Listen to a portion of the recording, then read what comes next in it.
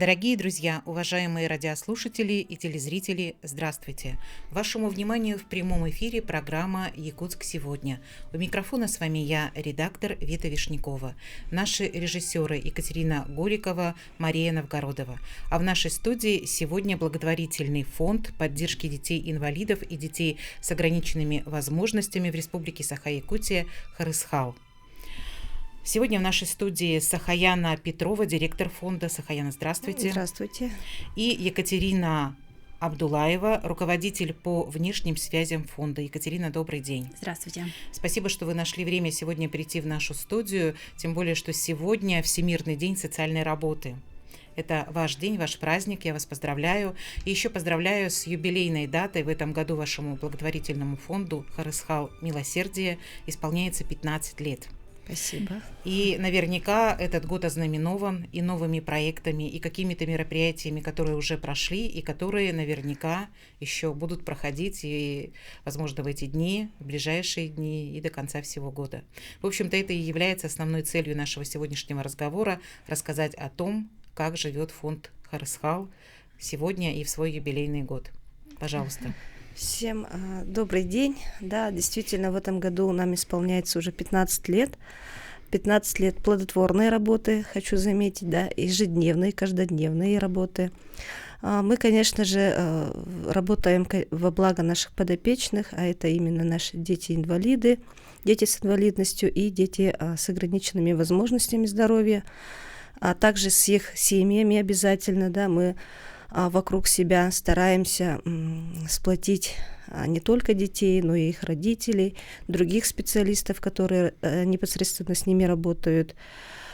Конечно же, мы стараемся охватить разными мероприятиями, да, наших детей.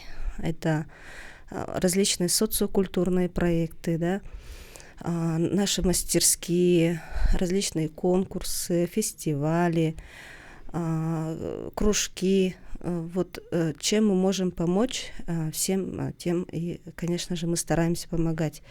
Кроме этого, мы ведем работу со специалистами, да, которые могут оказать детям и их семьям консультативную помощь. Это психологи, логопеды, дефектологи, поведенческие, да, специалисты.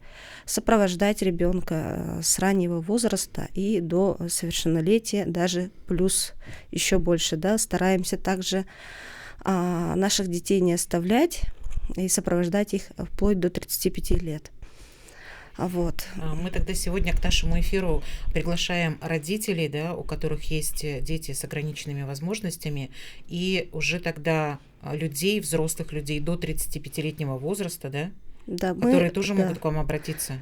Да, у нас как бы есть молодежный инклюзивный центр, «Среда» называется, да, и каждую среду мы собираем ребят от 18 до 35 лет, и для них проводим вот разные мероприятия.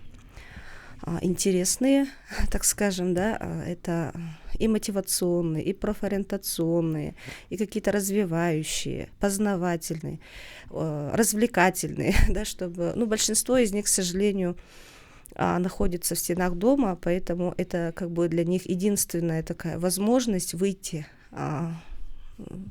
так скажем, к своим сверстникам, да, пообщаться и тогда. Будет ли корректно назвать, какие ограничения у тех людей, с которыми вы работаете?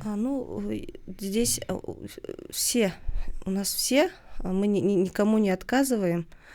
Есть и ребята на колясках, да, инвалидных. У нас есть пандус, они могут спокойно сами подняться. Есть с ментальными нарушениями, есть с нарушением зрения, слуха. И вот всех их вы собираете в одном пространстве. Да. А как они общаются между собой? Они замечательно между собой. Да, у них ладят. Есть очень много чатов, где они общаются.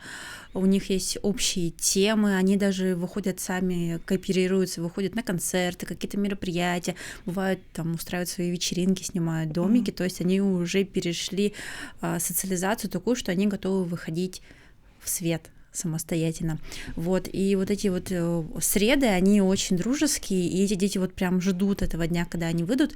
И вообще огромная благодарность всем волонтерам и добровольцам, которые вызываются помогать нам проводить эти среды, потому что каждая среда наполнена определенной тематикой, определенными гостями, и это все делают гости. То есть они предлагают вечер караоке, вот они приходят и там 2 часа с ними поют. Кто-то хочет провести профориентацию такого легкого формата, который поймут дети. 2 часа вот они занимаются тем, что разбирают, какие есть профессии. Тогда волонтеры это предприниматели, те, которые могут организовать это пространство, или не всегда? Нет, есть госслужащие, которые к нам приходят, есть, которые по воле судьбы, души идут к нам и не раз возвращаются, потому что прям вот у них стоит, что раз в месяц они должны прийти к нам. Есть те, кто уже задружился с детьми, например, какие-то там артисты, да, вот они уже сами в личку с ними общаются. Ну и самое вот то, что пик, это то, что вот они выходят самостоятельно на какие-то крупные мероприятия города. И вот опять же тоже плюс то, что общество начало принимать, и вот сами даже организаторы концертов начали приглашать наших ребят. Вот это как раз ваша, да, специализация, то, что вы руководитель по внешним связям фонда, вы как раз эти связи пытаетесь, да, как-то организовать? Мы поддерживаем, но у нас есть отдельное волонтерское направление в фонде, которое этим занимается. Мы официально зарегистрированы, есть на платформе Добро.РФ, и любой волонтер может нас найти через эту платформу, либо напрямую выходит к нам фонд. Желанием помочь. Да, в социальных сетях к нам пишут очень часто. Допустим, из последних примеров то, что приезжали какие-то российские звезды, и их менеджеры нам лично писали, говорят, мы приглашаем ваших ребяток, мы приглашаем ваших родителей, пусть приходят, пусть отдыхают, для них, пожалуйста, билетики, вот. Смотрите, вот такая может помощь, да, быть, то есть человека, который организовывает какие-то концерты, он может предоставить несколько свободных мест для ваших подопечных и для их родителей, да, потому что некоторые дети, они же не смогут быть, да, без сопровождения. А еще какая помощь, вот еще что приходят, делают, если обычный простой человек, вот Стоун, например, может прийти и там как-то технически помочь обустроить пространство, или что он делает? У нас есть, которые обращаются, обычно есть какая помощь нужна? Средства принести, денежку перечислить, но нам часто очень нужны именно рабочие руки, что-то принести, чем-то помочь, морально, физически. Допустим, тоже один из примеров последних, нам позвонил организатор крупного мероприятия и сказал, что мы в рамках мероприятия хотим сделать доброе дело. Вот у нас есть 500 обедов, мы готовы отдать вашим семьям. Мы съездили, забрали, и буквально за 2 часа семьи сами пришли, и эти обеды унесли домой. То есть такие комплексные, вкусные у них и обед, и ужин, в общем, был. То есть даже такое есть. У нас есть хорошая семья тоже в Якутске, у них есть бизнес, связанный с рыбой. В общем, они раз, по-моему, в полгода на нас выходят и говорят, дайте нам семей, у кого трудножизненная ситуация, мы им доставим. И вот они доставляют. Спасибо, что вы не называете ни мероприятия, ни предприятия, ни самих вот бизнесменов. Спасибо большое. Потому что, конечно же, они делают это все от доброго сердца, да, не в качестве рекламы, а просто по зову души. Да. И вот единственное, что мы не принимаем, это вещи. Очень часто нам звонят и хотят отдать вещи, которые вот для носки. Вот это вот мы не можем взять, потому что... Даже новые? Даже новые. У нас негде это хранить, складировать. Мы отправляем это в другую организацию, которая занимается в Якутске, а вот чем-то помочь руками, силой. Транспортом, наверное. Транспортом, да, это только всегда мы найдем. Допустим, да, вот даже с детками на концерт, в кино сходить, бывает, что родители не могут, да, допустим, у самих инвалидность, либо они пожилые, да, тогда, пожалуйста, мы тоже обращаемся к волонтерам с просьбой вот сопроводить ребенка. Но волонтеры все-таки должны, наверное, обладать какой-то информацией о том, как с такими людьми общаться, да, как их сопроводить. Они должны быть готовы же. Там же и физически сила бывает, что нужна. Если мы говорим, допустим, о человеке, который в коляске, да.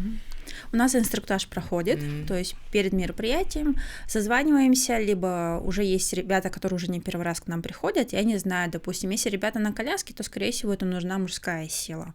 Потому что бывает, что нужно приподнять, очень сильно толкнуть, либо это может быть какие-то лестницы, будут преграды. Но как бы есть пул определенных волонтеров, которые прям готовы сейчас прибежать, А есть, допустим, школьники, которые вот аккуратненько к нам еще потихонечку заходят, говорят, чем вам помочь. И вот мы проводим для них или уроки доброты, или семинар по пониманию инвалидности. То есть каждый волонтер, он в курсе, что какая помощь нужна и как это бережно сделать, чтобы и ни себе не навредить, ни ребенку, которому он помогает. Вы сказали, школьники приходят именно такого возраста к вам, волонтеры? 14+. Да. Надо же, какие молодцы. Вот они чаще на разные наши мероприятия, да, мы их подключаем, когда мы какие-то вот масштабные мероприятия, допустим, вот новогодняя сказка с Харасхал, да, летняя площадка и так далее. Мы обучаем волонтеров. У нас есть замечательный проект совместно с Минтрудом, да, Республики «Вожатые в инклюзии».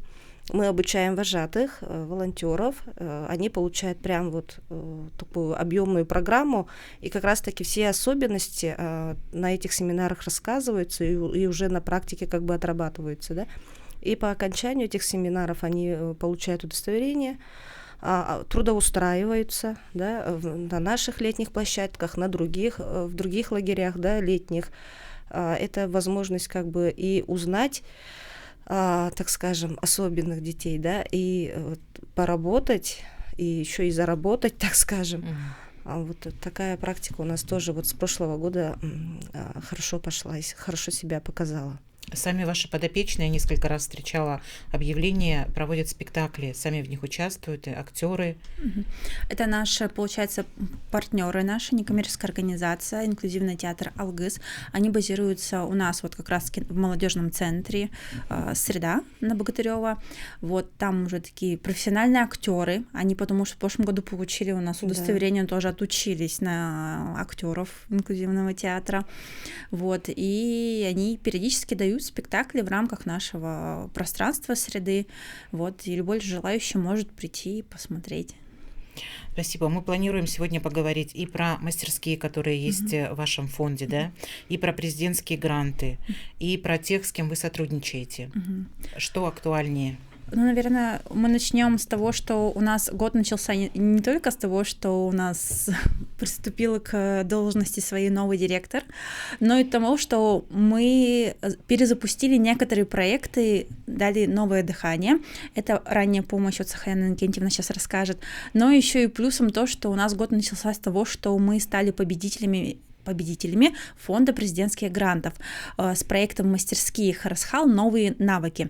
Это такой проект, он профориентационный. Мы даем первые такие навыки профориентационные в определенных направлениях. Это у нас мастерская швейное дело, глина, керамика, мастерок для мальчиков, которые занимаются мальчиковыми делами, которые должны быть. Это у нас сувенирная мастерская, вязание. Вот. И на каждую из этих мастерской мы набрали определенное количество ребят, которые будут вот учиться это делать. Но еще плюс нюанс в том, что ребята в рамках вот этих мастерских будут получать свои первые гонорары, то есть они могут монетизировать свое дело, которое им нравится. Мы ярые участники различных ярмарок, крупных мероприятий, где мы представляем свою продукцию, реализуем, вот, и часть средств это обязательно заложен гонорар ребяткам. То есть ребенок там энного возраста может уже начать понимать, как зарабатывать. Это финансовая грамотность такая. Вот, и если, допустим, кто нас слышит сегодня, видит, хочет записать своего ребенка, вы можете смело обращаться к нам в фонд. Мы вас запишем в любую мастерскую. Наши мастера прям от нуля обучают ребяток конкретному делу, и эти навыки, они остаются. Например, у нас есть вообще шикарный пример, который мы всем рассказываем про швейную мастерскую. У нас там занимается мальчик Максим. Он занимается уже не первый год, он идеально шьет, у него вот прям строчка к строчке, прям вот все выглаживает. И вот у него вот есть задатки того, чтобы дальше поступать профильно именно по этому направлению. А он ребенок с ограничениями? Да. А какие у него ограничения? Ментальные.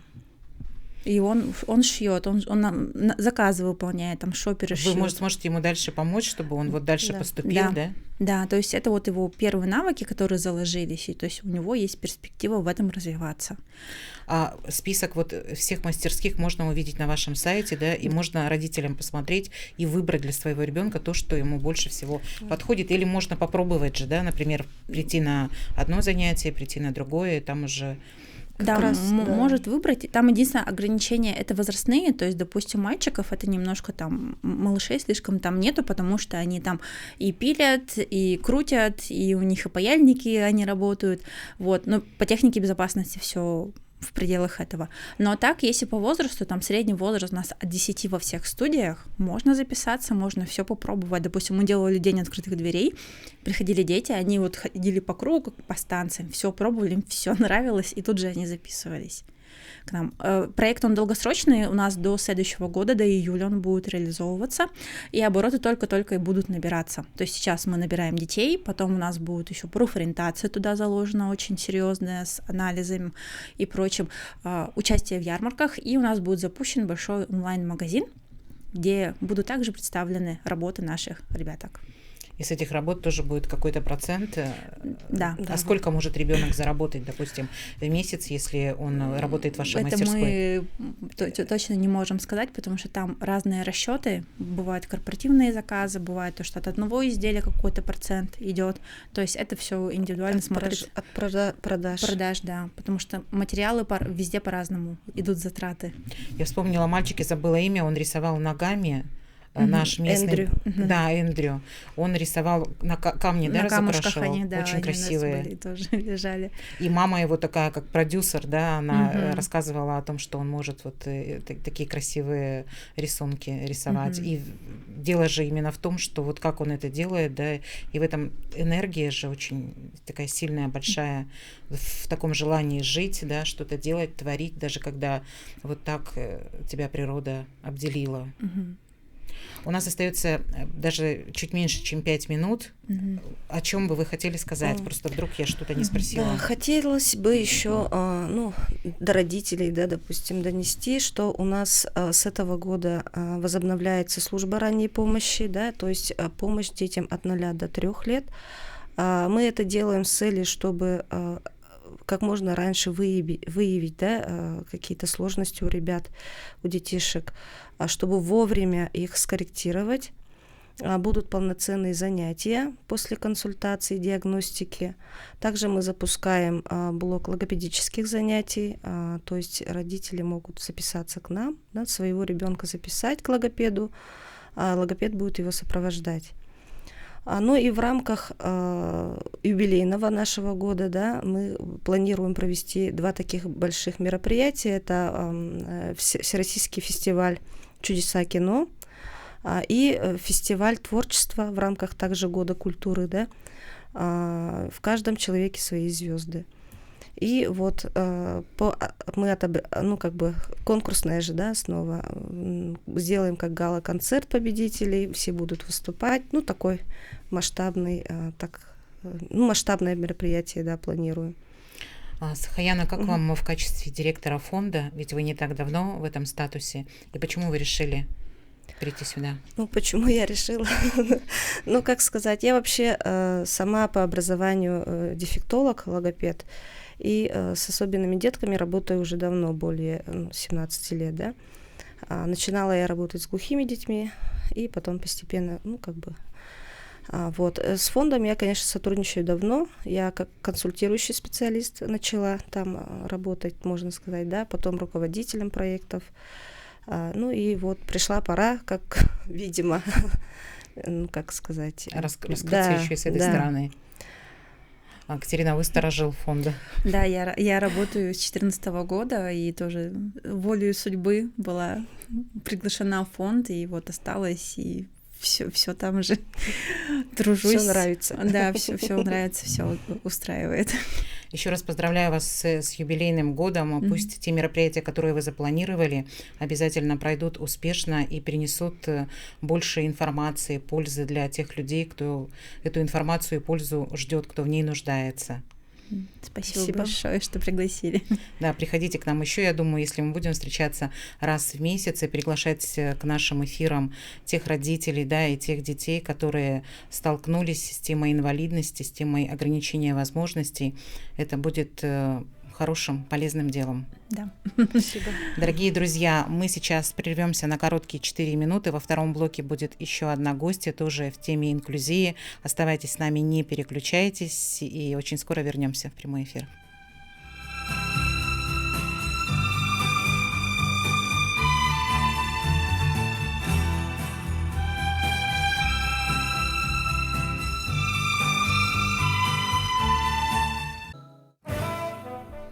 Дорогие друзья, мы снова в прямом эфире. В нашей студии сегодня гостья Кристина Шевцова. Кристина, здравствуйте. Здравствуйте. Я рада с вами познакомиться. Вы сотрудник Якутского музея имени Емельяна Ярославского. Да, я методист культурно-образовательных программ и куратор инклюзивных программ Якутского музея и автор проекта Клуба инклюзивных практик «Яя», который получил грантовую поддержку благотворительного фонда «Свет». И наш клуб «Яя», он направлен на адаптацию глухих и слабослышащих посетителей на равный доступ к культурным программам. Но в рамках грантовой поддержки мы, конечно, сузили нашего получателя услуг, но потенциал у клуба инклюзивных практик, он широкий, мы не будем исключать никакие группы и будем открыты к инклюзивным практикам в различных направлениях. Именно об этом проекте, друзья, проект «Я», куратором которого и автором которого является Кристина, мы сегодня и будем говорить в ближайшие 18 минут. Кристина, я с вами познакомилась посредством видео, которое вы записали, отправили мне. Я посмотрела его на одном дыхании 2 раза. Мне очень понравилось то, как вы танцуете в этом видео, то, как вы передаете то, о чем поется в песне. Я не могу лишить этого удовольствия наших зрителей, попрошу наших режиссеров показать фрагмент из этого клипа. Давайте. Закрой глаза, пусть дышит тишина. В огромном мире только ты одна. Отпусти все мысли, словно дым, останься сердцем трепетным своим. И в глубине рождается рассвет, твой внутренний немеркнущий свет. Он согревает, дарит свой покой. Просто будь здесь, просто будь собой. Там океаны плещутся внутри, и горы дожидаются зари. Тропинки, что еще не пройдены, открыты и тебе посвящены. И в глубине рождается рассвет, твой внутренний немеркнущий свет. Он согревает, дарит свой покой. Просто будь здесь, просто будь собой. Не нужно больше никуда бежать. Ты можешь просто слушать. Ну, божественно, очень красиво. Вы владеете языком жестов или вы прямо к этой песне специально Нет, выучили? я учу жестовый язык, всегда удивляет людей, почему. Я сразу хочу сказать, у меня нету личной истории, то есть у меня нету связи. У меня мама, папа слышащие, дети слышащие. Просто увидев, узнав об этом русском жестовом языке, мне кажется, если можно сказать, что можно влюбиться в язык, я в него влюбилась. И вот вы сказали, это танец? Нет, это не танец, это перевод песни на русский жестовый язык. Русский жестовый язык — это полноценный язык, он признан официальным языком России, на нем общаются глухие и слабослышащие люди. И каждое, получается, слово, оно дублируется определенным жестом. Есть дактиль, азбука глухих, это мы когда по буквам А, Б, В, Г, вот небольшой. А есть слова. «здравствуйте», «мама», «папа». То есть и глухие слушают музыку. То есть вот есть стереотипы, что ничего не слышат, тотально глухие. Выражение глухонемой — это некорректное выражение глухой человек, потому что человек владеет речью, и голос у него тоже есть, просто он непривычен для слуха слышащего человека, потому что, скажем так, практики у человека немного. То есть он мелодию слышит? Он звуки слышит, да. И вот когда мы смотрим фильмы и каких-нибудь шпионских трейлерах говорят, что он глухой, и, значит, и делают какую-то проверку, что там громко топают. Нет, человек слышит звук, слышит вибрацию, глухие слушают музыку, любят музыку. И так как, возможно, слова не понятны, потому что в музыке они слышатся тихо, есть жестовая песня, это очень популярное направление. У нас есть конкурс жестовой песни, я тоже принимала в нем участие. Это очень интересно, и это такой способ дополнительного выражения своих эмоций. Вот видите, вы же 2 раза пересмотрели. Наверняка победили в конкурсе. Да, вот у меня... Здесь тоже нужно сказать, что Якутский музей, у него очень активно работает его миссия, социальная миссия доступного музея, открытого музея. И не только главного корпуса, но и филиалы. Не только вот культурно-образовательный отдел открыт к инклюзии, но у нас сотрудники разных отделов поддерживают, участвуют вот в проектах, в мероприятиях, в экскурсиях, выезжают в школы-интернаты, мы принимаем различные адаптационные центры, мы тесно работаем с Харысхалом, с воспитанниками. И вот опыт нашего музея, он был собран как раз, и вот была подача заявки на грант. То есть это, скажем так, не с нуля, это долгая история музея, долгая его миссия, его открытых дверей и предоставления равного доступа, потому что люди с ограниченными возможностями, мне вот не нравится, как звучит, это к нам приходят люди с дополнительными потребностями. Мы же готовимся к экскурсии, когда приходят пенсионеры, пожилые люди, разрабатываем, скажем так, маршрут, детская экскурсия, когда приходят слепые и слабовидящие, мы дополняем какими-то тактильными материалами. Рассказывая о животных, мы можем даже показать игрушку, дать. Перебью вас, извините, у нас есть звонок от нашего слушателя или зрителя. Алло, здравствуйте. Здравствуйте, да. У меня такой вопрос. Как влияет музыка на танцы и танцы на музыку? И что означает песня, которая была на видео, в переводе с якутского языка? Мы все здоровые, живые люди, и глухие не будем. Вы сейчас о ком говорите, о том, что я глухонемой? Я не глухой, я здоровый человек. Спасибо вам большое за внимание и за ваш вопрос.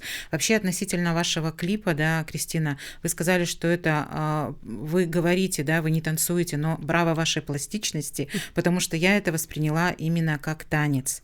И сегодня мы ко второму блоку, да, наверное, можем пригласить людей с ограниченными возможностями для того, чтобы и их родителей, да, если это ребенок, для того, чтобы и такие люди узнали, что вот в вашем музее их ждут, что вот этот проект, который вы назвали «Я-Я», наверное, потому что один из ваших любимых фильмов «Страна глухих», да, и там девушку звали Я-Я. Я так подумала, когда узнала о том, как ваш проект называется. Я взяла 2 буквы «Я», как обозначение индивидуальности человека, и «Я-Я» — это 2 равные буквы, как 2 равных участника диалога. «Я» и вы, мы вместе, мы говорим на равных. Название клуба «Я-Я». Его хорошо перевести на жестовый, 2 буквы «Я», и он хорошо звучит. И да, я смотрела этот фильм, мне тоже понравилась девушка. Наверное, именно так и открыла для себя мир глухих, вот посредством этого фильма, но впоследствии, когда я начала глубже интересоваться, изучать русский жестовый язык и посещая во время отпуска музеи центральных городов, я заметила, что там большая численность посетителей глухих слабослышащих. И у меня тоже возник вопрос, а почему у нас нету таких программ, почему к нам не ходят глухие. Хотя у нас очень активно работает наше региональное отделение Всероссийского общества глухих, и по Дальнему Востоку у нас самая большая численность глухих слабослышащих людей. Но это понятно, у нас территория больше, чем в других дальневосточных регионах. Вот. Но у нас очень активное сообщество. И вот тоже хочу отметить, при работе над проектом я работала в тесном контакте с обществом. Потому что нельзя придумать самой что-то, а потом прийти и сказать, я вам такую классную вещь, а может, людям это не нужно. Потому что, изучая опыт коллег из других городов, было такое, что для глухой аудитории подготавливали текст. Очень большой, очень сложный, очень какими-нибудь терминами историческими, какими-нибудь с терминами, связанными там, с биологией, и было сложно людям. А вот формат экскурсии на русском жестовом языке и работы с сообществом, и узнать, какой у него запрос и что он хочет получить, придя в музей, это очень важно. И я очень рада, что наше отделение, оно активно поддерживает меня, активно принимает участие. Мне очень понравился ваш слоган «Ничего для нас без нас». Да, ничего для нас без нас. О чем это? Это ключевой принцип инклюзии, что не нужно брать на себя вот этот вот плащ героя, спасателя, и придумывать программу и идти людям и говорить, я вам ее дарую. Нет, нужно напрямую подходить к своему получателю услуги и входить с ним в диалог, и слушать его предложения. Это очень важно. Потому что я сразу вспомнила, что где-то я уже читала похожее, но история, когда речь шла о людях преклонного возраста, которые находятся в домах престарелых, что нужно спрашивать то, что вот им нужно, да, прежде чем что-то для них делать. Да, и это очень важно, и одно из направлений нашей грантовой поддержки будет как раз направлено на обучение сотрудников первой линии. Сотрудники первой линии музея — это смотрители, это работники кассы, работники гардероба, чтобы они были готовы, потому что как рядовой посетитель вы не знаете, что у нас работников фондов, работников отделов, а первая линия музея — это по факту первые лица музея. И я вот тоже хочу отметить, что наши смотрители, они всегда очень внимательно относятся к нашим посетителям. Я заранее предупреждаю, что сегодня у нас будет особенно классная группа, к нам придут особенно классные ребята, и смотрители всегда очень внимательно относятся. Смотрители — это те, кто проводит... Нет, смотрители — это те, кто находится на этажах, это смотрители зала. Они могут подсказать, куда направиться, откуда начинается экскурсия. Которая за порядком. За порядком в залах, которые следят, да. Вот. И, допустим, очень важно научить каким-то базовым жестам, приветствие, сказать билет. И вот очень важно, мы вчера на семинаре разговаривали с московскими кураторами, что нужно объяснять пожар, что начался пожар, потому что глухой человек не может не услышать сигнализацию. И вот это тоже нужно, техника безопасности, которую мы будем рассказывать нашим смотрителям, охранникам.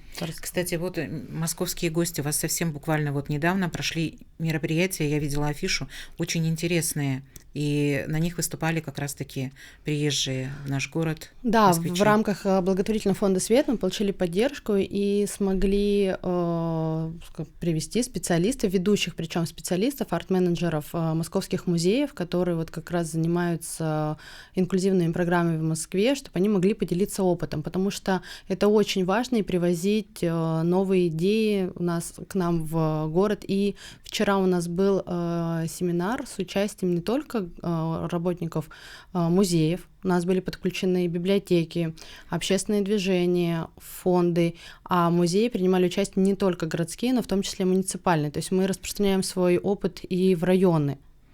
А что приобретет вот ваш музей, да, или вообще вот ваши соратники, коллеги после вот таких семинаров? Мне кажется, в первую очередь они поймут, придет понимание и желание, что идея, она зарождается она шла изнутри, поддерживалась сотрудниками. Это не было, скажем так, в рамках какого-то распоряжения. То есть это была инициатива, которая поддерживает миссию, идею музея.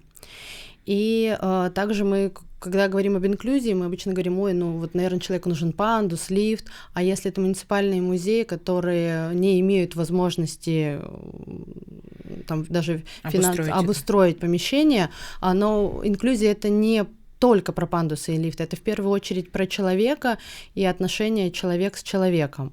Поэтому вчера еще у нас был перевод у нас был переводчик жестового языка, у нас присутствовали представители сообщества глухих, и весь семинар был доступен также для них. И многие участники, они увидели, как работает переводчик, и это для них тоже было очень интересным опытом. И вот это понимание того, что можно быть доступным и открытым, и для этого нужно просто делать шаг навстречу людям, которые тебя ждут. Вы сказали, что у вас нет личной истории, да, которая связана была бы, да, с вот этой темой ограниченных возможностей, но тем не менее вы почему-то вот так воодушевились этой темой и вот такой проект создали. Мне вчера отметили, что наши московские коллеги, что у меня как раз есть личная история, это моя личная заинтересованность. Я всегда считала, что личная история — это какая-то сопричастность твоей семьи. Ну или встреча какая-то с таким человеком, который на тебя произвел, может быть, впечатление. Да, получается, моя личная история — это то, что я заметила в программы в других музеях. Мне стало это интересно привнести в наш, потому что наш музей динамично развивается. Это главный музей, не побоюсь это слова, нашей республики. И мы, когда приглашаем гостей, история Якутии начинается с Якутского музея. У нас потрясающая коллекция, и очень хочется, чтобы это было доступно, открыто и без ограничений. И мы готовы делиться опытом. Мы не присваиваем себе сообщество. Наоборот, вчера мне очень понравилось, что на встрече уже начались какие-то идеи, какие-то вопросы. Коллеги спрашивали, а как же, где можно обучиться русскому жестовому языку? То есть я думаю, что программа доступности, она заинтересовала наших коллег.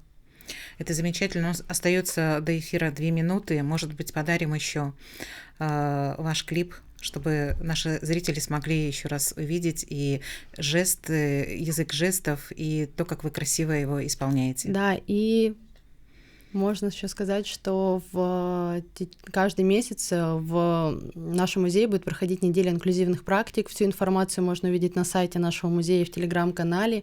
И что мероприятия открыты, вы можете подключаться к ним. Если вам интересно будет изучать базовый жестовый язык, у нас будет открыт волонтерский корпус, который будет нам помогать в дальнейших мероприятиях. То есть приходите, мы вам рады, мы вам открыты, мы вас ждем. Спасибо. И красоты еще немного. Глаза, пусть дышит тишина. В огромном мире только ты одна. Отпусти все мысли, словно дым, останься сердцем трепетным своим.